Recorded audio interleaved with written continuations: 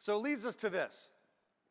We've got an industry that's focused on training people on sales, investing in innovation in sales, developing a public image that is based on us as salespeople, not developing service skills. So what happens to the competency of the industry?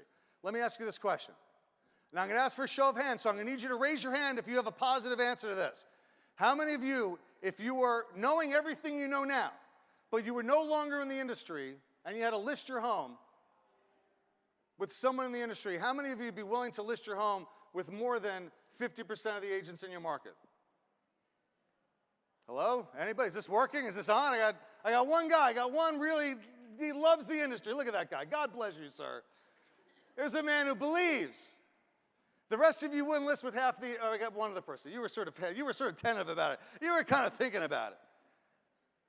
I've asked this question of dozens of audiences to thousands of people. Nobody raises their hand. Nobody, very few people. 99% of people don't raise their hand. They wouldn't list with more than half the agents in their market.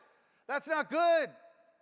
If you were all doctors at a hospital, and I said, how many of you are willing to be operated on by 50% of the doctors in the hospital, and nobody raised their hand, we'd all be like, oh my God, that's the worst thing in the world. Meanwhile, we inflict these people on consumers every day, but we wouldn't work with them ourselves. That's a terrible thing.